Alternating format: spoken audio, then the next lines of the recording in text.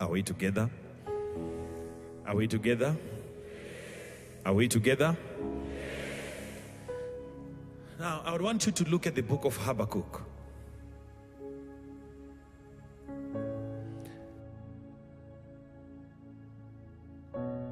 Chapter number 2. Let us all stand for the reading of the word as usual. Chapter number 2.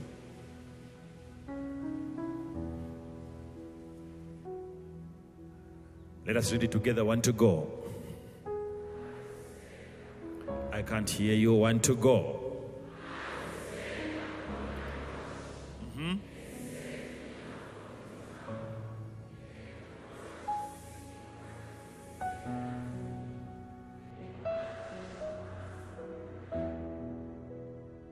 Next phase.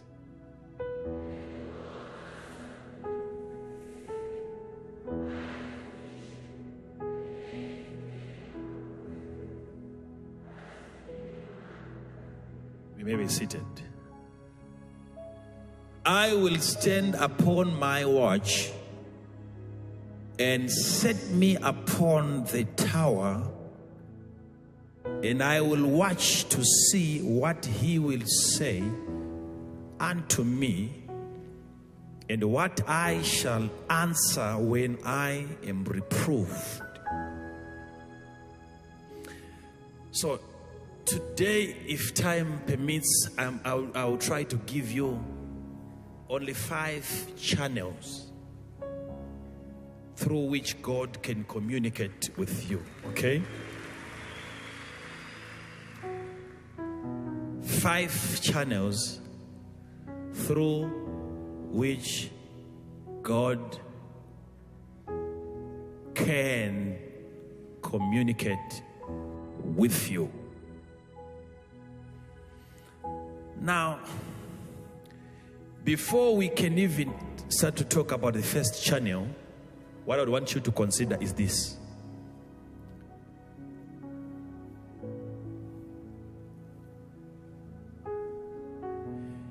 You must be a person of prayer. It's not the first channel. It's not the first channel. We have to establish something in the first verse that we have seen there. We have to establish something. I will stand upon my watch and set me upon the tower. That's the first thing that I want you to understand. I will stand upon my watch. What the prophet is telling you there is telling you about his most secret place of prayer. If you are going to be hearing the voice of God from now, there has to be a place where you can stand every now and then. You have to have an altar. A place where you go and you pray. You go there again and you pray. You go there again and you pray. Create a place like that in your living area, in your office. There has to be a tower. He's not saying he's going to maybe climb on top of a place that is very high. He's talking about a place that is spiritually lifted up. The place where you normally go and you pray, that's a tower. That is the place where you get connected with the spiritual realm. And that place is elevated.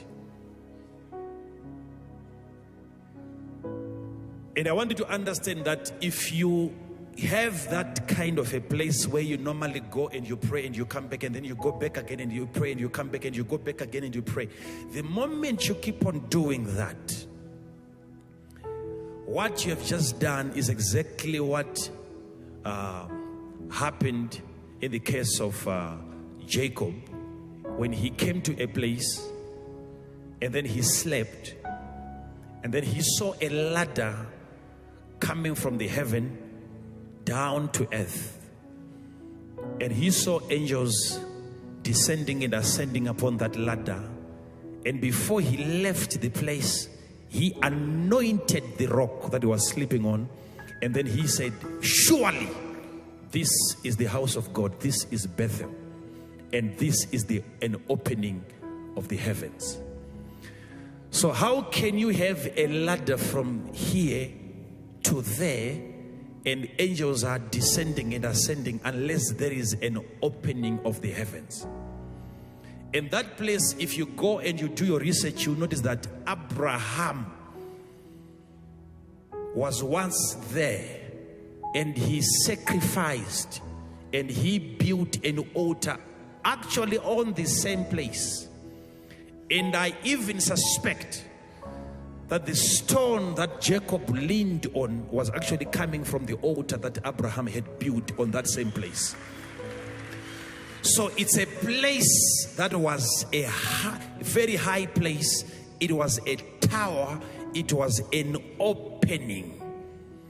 So if you keep on going to the same place and you pray and then you come back again and you pray, what you are doing is you are creating an open heaven upon that place.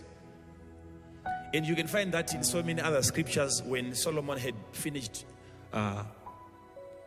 building the temple of God, he dedicated it. And if you look at how he prayed, he even said to God, please God, I pray that even your people, even if they go into slavery, into captivity, if they look towards this house and they pray, may you please answer their prayer. That's why even Daniel would open up the windows when he was in Babylon and he would face towards the temple of God and he would pray, because he knew that the temple of God was the highest point. So he had to pray to God through the tower. Are we together? So if you want to, from now, I'm telling you what I do. If you want to hear the voice of God, you have to set apart a place where you normally go and you pray.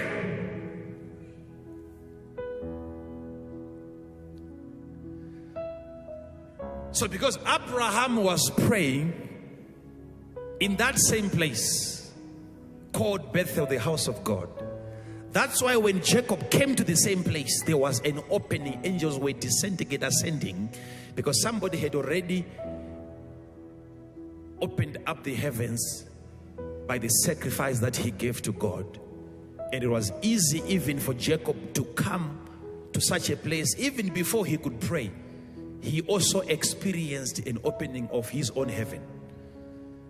So that's what you do. Even at this point, before even you get married, before you even have children, you can open up a place so that years from now, even if your descendants, if Jacob comes and he's going to pray to God, or even not praying to God, but he comes to a place where you normally used to pray, they will also experience an opening of their own heavens because of the previous prayers that you have been doing on their behalf. Are we together? So there has to be a place where you normally go and pray. Choose a place. This is not the first point. I will begin to share with you how then God will begin to communicate from the first channel up to the fifth channel. These are channels through which God can communicate with you and talk to you about certain things. But before God can begin to say anything as of now, there has to be a place. Habakkuk is giving you the formula. He is going to stand on that place of prayer. And then I will stand upon my watch and set me upon the tower. And then watch what he's about to say. And I will watch to see. Then we'll get to that one because that's vision. But listen, he's going to pray so that he can watch and see what God was going to say unto him. The reason why he's going to pray,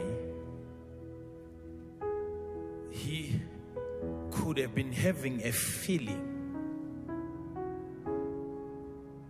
that God wants to say something to me, but he's not sure what it is. Because why do you just find yourself praying?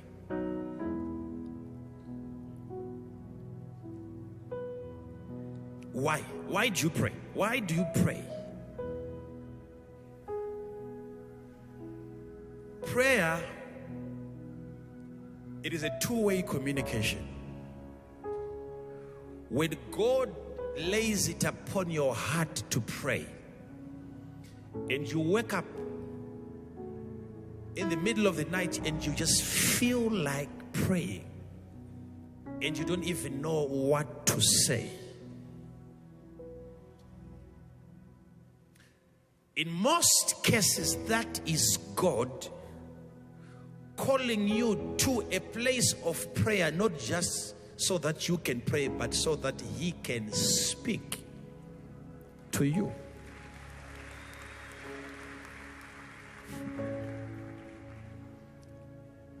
I've done it several times when God says to me, come, let's talk. And then I get into the highest place and I'm praying. And sometimes within some few minutes, I'm running short of words. Not because my vocabulary is very limited, no. But God wants to say something.